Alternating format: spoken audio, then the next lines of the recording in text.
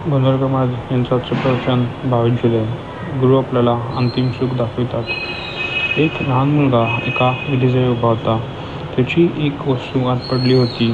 ती काढण्यासाठी मी आत उडी मारतो असे तो म्हणू लागला. त्यावर तिथे होता तो एक मनुष्य म्हणाला, तू असे करू नकोस, आत पडून बुडून जाशील. तरी पण तो ऐकेना. एवढ्यात त्याचा बाप तिथे आला. त्यानेही मुलाला पुष्कळ सांगून पाहिले, पण तो ऐकेना. मग त्या मुलाला बापाने धाक दाखवून आणि मार देऊन घरात नेले. आता मुलाला मारले म्हणून तुम्ही बापाला दोष द्याल का? एकुलता एक मुलगा, नवस करून झालेला. त्याला जाऊ दिले असते तर ते काय झाले असते असे म्हणाल का? नाही ना. तर मग गुरु तरी काय करीत असतो?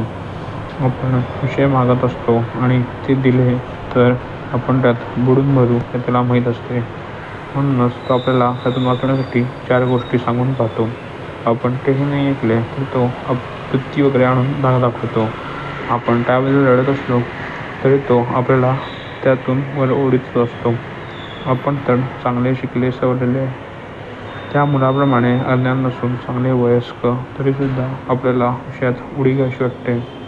गुरुने सांगितले लग्न करू नकोस, तर आपण लग्न कधी होईल म्हणून त्याच्या पाठीस लागत असतो. शेवटी तर गुरुला समजतच नाही असे म्हणण्यापर्यंत आपली मजा जाते.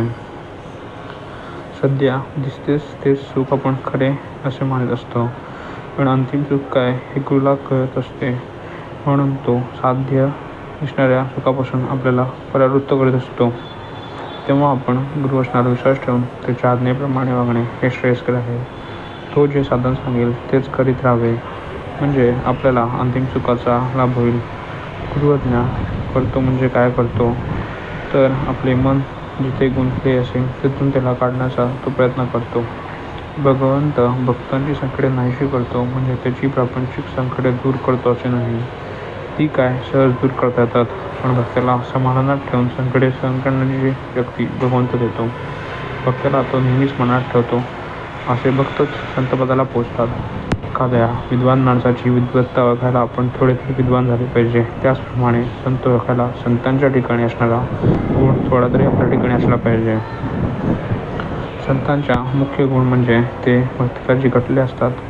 सत्पुरुषांचे बाहेरून वागण्याचे प्रकार निष्कालमानाने निरनिराळे असतात, पण आतले भगवंताचे प्रेम मात्र सर्वांचे एकत्रच असते.